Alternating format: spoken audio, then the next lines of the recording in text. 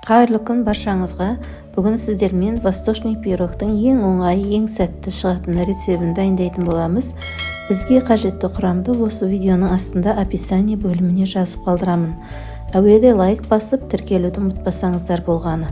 Ең алдымен біз қамырымызды жасаймыз. Ұнымызға қопсытқышымызды, қантымызды қосып, құрғақ ингредиенттерді араластырып аламыз. Енді туралған жұмсақ сары майды ұнымызға салып, видеода көрсетілгендей етіп үгітіп шығамыз.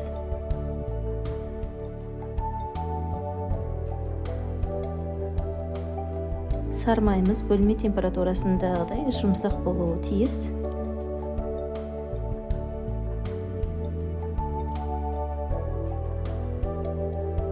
Енді осыған бір жұмыртқа салып, үгітілмелі қамыр жасайтын боламыз.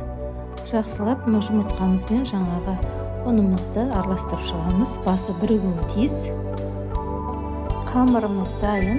Енді осы қамырымыздың бетін жауып, әзірше тоңазтқышқа салып қоямыз.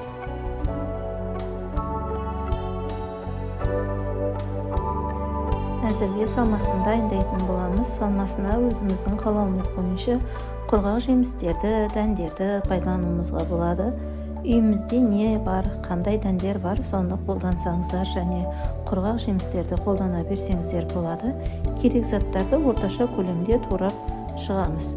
Мен грек жаңғағын пайдаландым және кепкен өрік, мейіз. Осы жемістерді, дәндерді пайдаландым. Сіздер кешью, бадам, тағы да басқа жаңғақтар дәні болса қоссаңыздар болады. Салмаға керекті құрамды осылай орташаға турап алдық. Енді біз тоңазтқыштағы қамырымызды алып, осылай оқтаумен жайып шығамыз, тегістеп. Бір тегіс қып жайылғаны дұрыс, тым жұқа да, тым қалың да қылмаңыздар.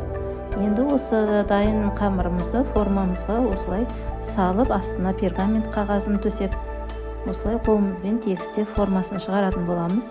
Жиегін тым артық қылып жібермеңіздер, бірденен осылай формаға жаяр кезде көз шамасымен өлшеп отырып, осылай қолымызбен тегістеп шыққанымыз дұрыс. Шамалы артық жерлерін осындай пышақтың көмегімен осылай кесіп, жетпей тұрған жиектеріне жабыстырып шықтым. Пирогымыздың қамыры дайын. Енді үстіне жаңағы туралған салмаларымызды бәрін кезек-кезек қаттап салып шығамыз.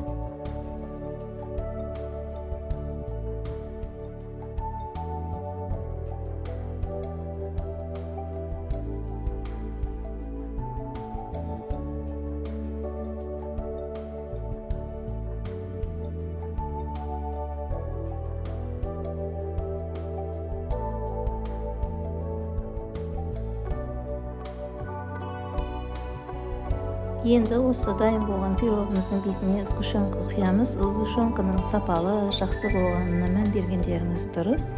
Жақсылап барлық шетіне сгущенка жағылатындай етіп жайып шығамыз. Ендігі кезекте қызып тұрған пешке 180 градуста 30-35 минуттай пісіреміз. Пирогымыз осындай қып-қызыл болып, беті солай піскені дұрыс. Мен аздап қант ұлпасын сеуіп шықтым. Тіпті сеппеулеріңізге де болады, әркім өз қалауынша.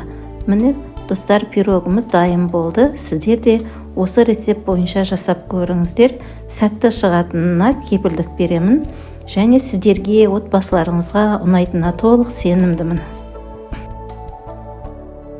Восточный пирогтың рецебі сіздерге ұнаса, міндетті түрде лайк басып, пікір қалдырып, каналдың дамуына қолдау көрсете отырыңыздар.